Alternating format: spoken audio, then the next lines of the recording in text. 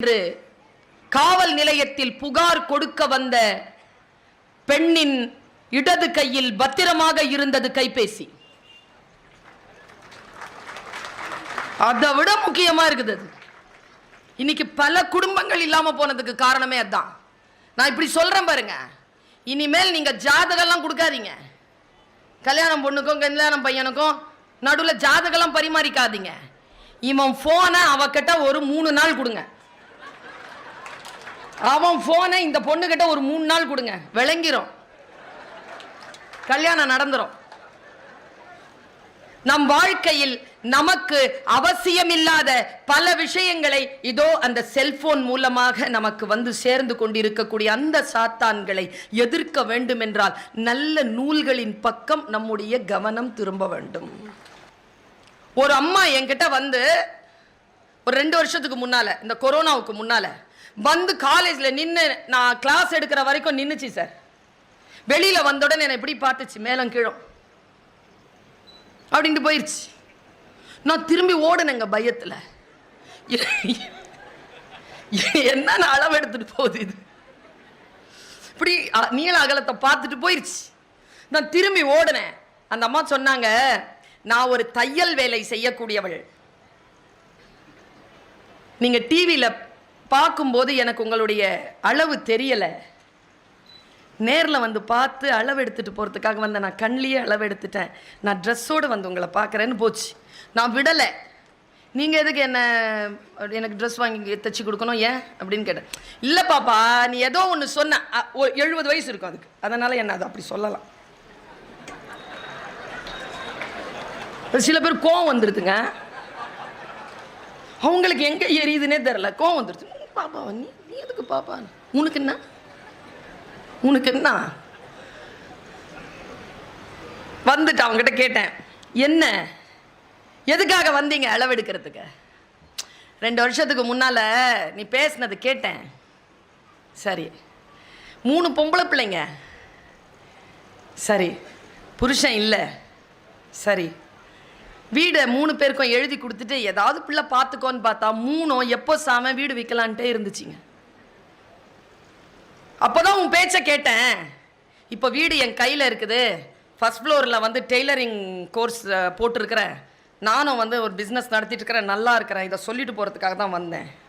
உனக்கு ஏதாவது நன்றி சொல்லணும்ல, அதனால் நான் உனக்கு வருதேன். சரி, அப்படி என்ன பேசினேன்னு உங்களுக்கு பிடிச்சிருச்சின்னு கேட்டேன். அது தெரியணும்ல, அப்படி தெரிஞ்சால் தானே நமக்கு ஒரு உத்வேகம் இருக்கும். அது வாட்ஸ்அப் ஸ்டேட்டஸ்லாம் நிறைய வச்சுருக்கிறீங்க நீங்கள், நான் அப்படி சொல்கிறத அதை கேட்டு ஒரு அம்மாவுடைய வாழ்க்கை மாறி இருக்குது. என்ன தெரியுமா,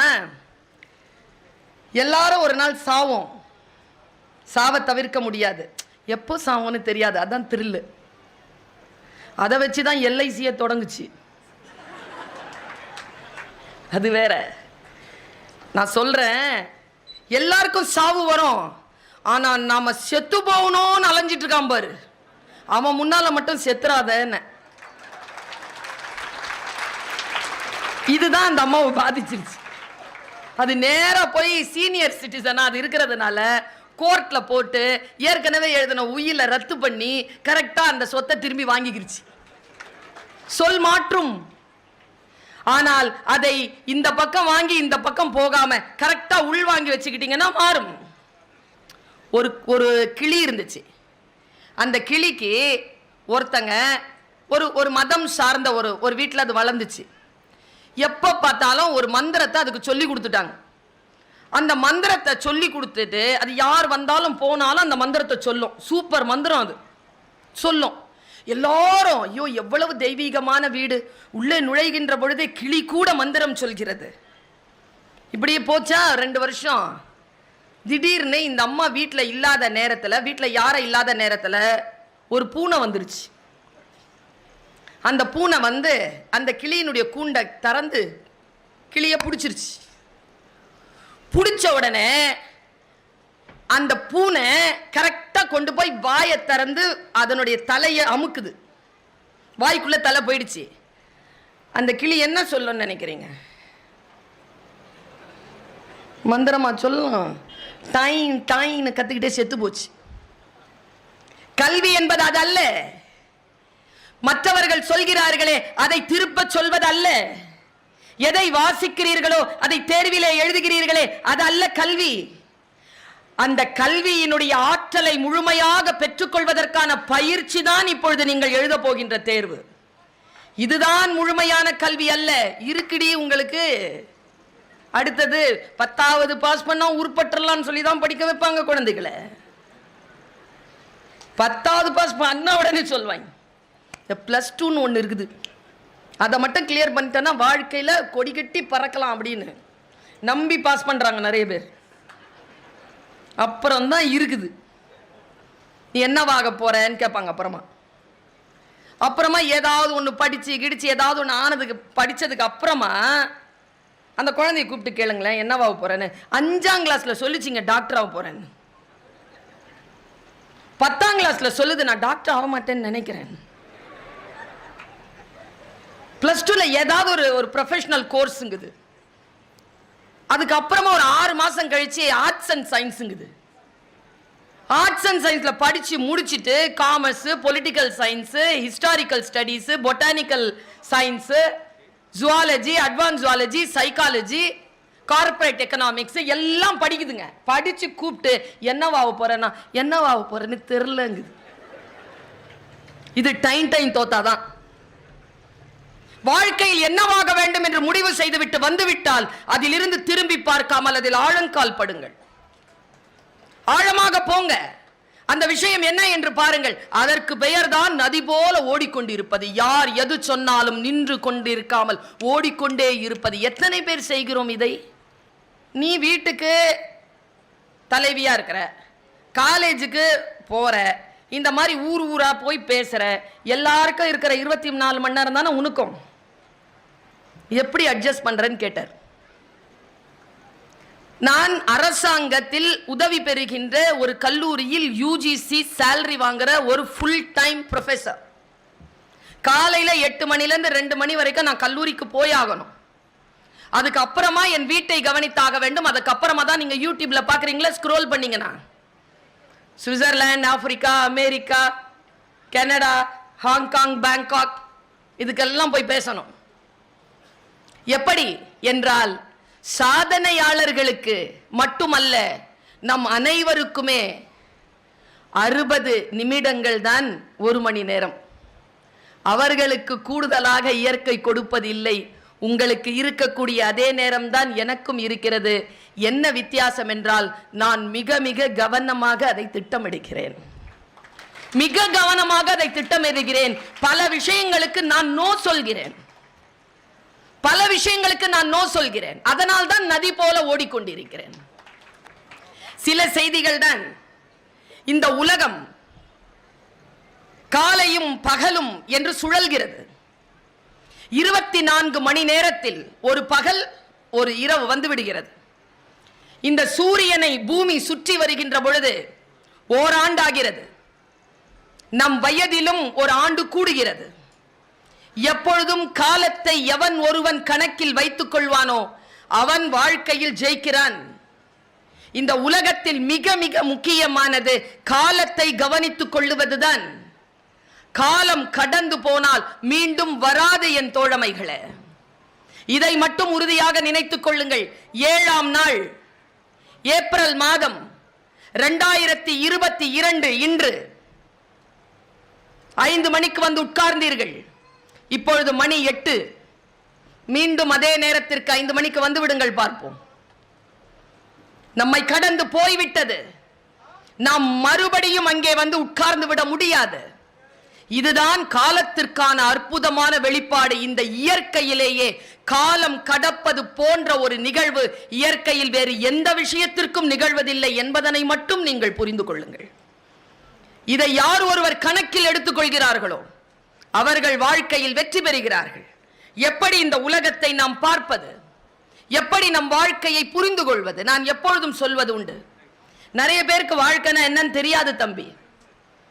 பெரியவங்களுக்கெல்லாம் தெரியுதுன்னு நினைக்கிறீங்களா? வயசாயிடுச்சு நான் தெரிஞ்சிருதுன்னு நினைக்கிறீங்களா? 60 வயசுல இந்த ஒரு ஆள் ஏதோ ஒன்று செஞ்சார்.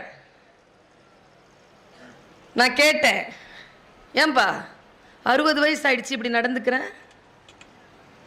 அந்த ஆளை அடிச்சாம் பாருங்க ஒரு பதில்.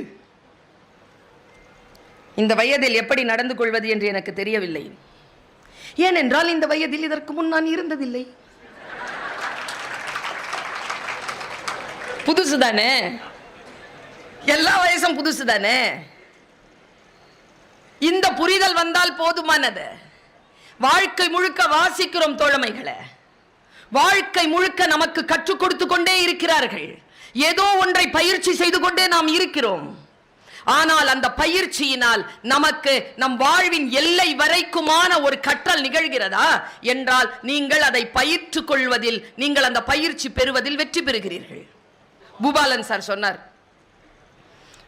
மேடம் எங்க கூட்டம் சீரியஸா பேசினா கேட்கும் நினைக்கிறீங்க, சிரிச்சு சிரிச்சு பேசினாதான் மேடம் கேட்கும், அதனால கொஞ்சம் ஜோக்கை சேர்த்துக்கோங்கன்னு பூபாலன் சார் சொன்னார். இனிமேல் எந்த பேச்சாளர்கிட்டையும் அப்படி சொல்லாதீங்க. சிரிச்சு சிரிச்சு பேசவில்லை, சிந்திக்க வைத்துக் கொண்டு பேசிக் கொண்டிருக்கிறேன். ஆனால் எல்லோரும் அதை மிக ஆழமாக அவதானித்துக் கொண்டிருக்கிறார்கள். அதனால் நான் சொல்லுகிறேன், நீங்கள் மற்றவர்களுக்கு சொல்லுங்கள். சிரித்து சிரித்து ஆர்ப்பாட்டமாக அலங்காரமாக பேசுகின்றவர்கள் மட்டும் பேச்சாளர்கள் இல்லை. வெறும் சிந்தனையை சொல்லுகின்ற, அதுவும் ஆர்ப்பரித்து என்னை போல் உடல் மொழியோடு பேசுகின்றவர்கள் மட்டும் பேச்சாளர்கள் இல்லை.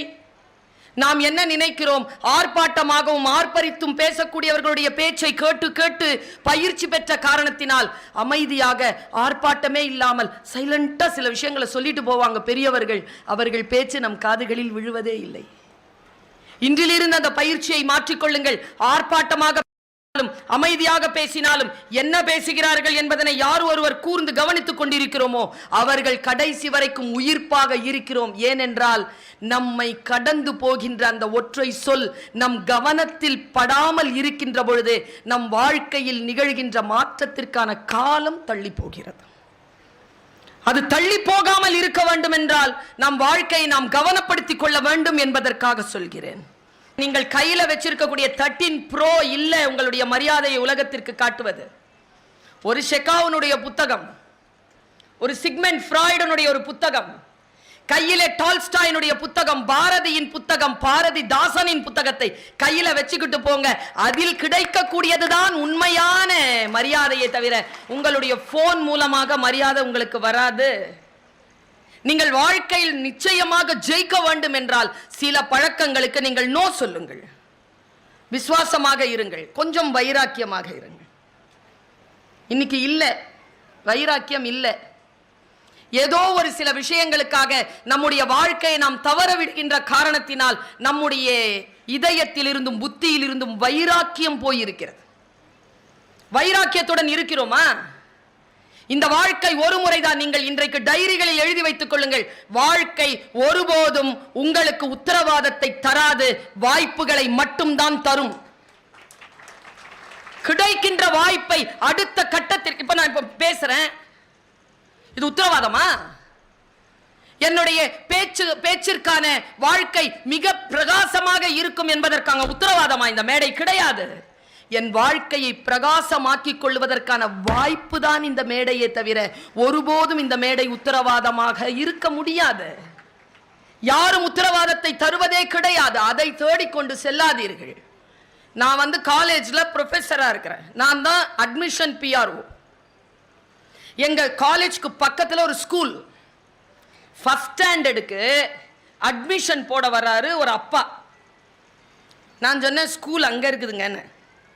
இல்லை சரி நான் போகிறேன், இருந்தாலும் ஒன்று விசாரிக்கலான்னு. நல்ல ஸ்கூலா? எங்கள் ஸ்கூலு என்கிட்டயே கேட்குறேன். நல்ல ஸ்கூலுங்க. எத்தனாவது சேர்க்க போகிறேன்? First standard. நீட் தேர்வுக்கு ட்ரைனிங் இருக்குதா? எதுக்கு? ஃபஸ்ட் ஸ்டாண்டர்டுக்கு நீட் தேர்வுக்கு ட்ரைனிங் கொடுப்பாங்களா அந்த ஸ்கூலில்? நான் அப்படியே சொன்னேங்க, சீரியஸாகவே சொன்னேன். ஃபஸ்ட் ஸ்டாண்டர்ட் படிக்கும்போதே நீட் தேர்வுக்கு ட்ரைனிங் கொடுத்தா அவங்க பாப்பா லூஸ் ஆகிடும், பரவாயில்லையா? எங்க போய் கொண்டு இருக்கிறோம்? எல்லோரும் மரம் ஏற முடியுமா? மீன் மரம் ஏற முடியுமா? கரடி, பாம்பு, சிலர் பருந்து, எல்லாத்தையும் மரம் ஏற சொல்றீங்க. எல்லோரும் டாக்டர் ஆயிரணும், எல்லோரும் இன்ஜினியர் ஆயிரணும், எல்லாரும் வக்கீல் ஆயிரணும். அப்புறம் அப்புறம் லியோனி ஆவறது எப்படி? ஒன்றும் இல்லைங்க, நான் வந்து பக்கத்தில் உட்காந்தேன், அங்கே உட்காந்தேன். ஹாய் வீவர்ஸ், தேங்க்யூ ஃபார் வாட்சிங்.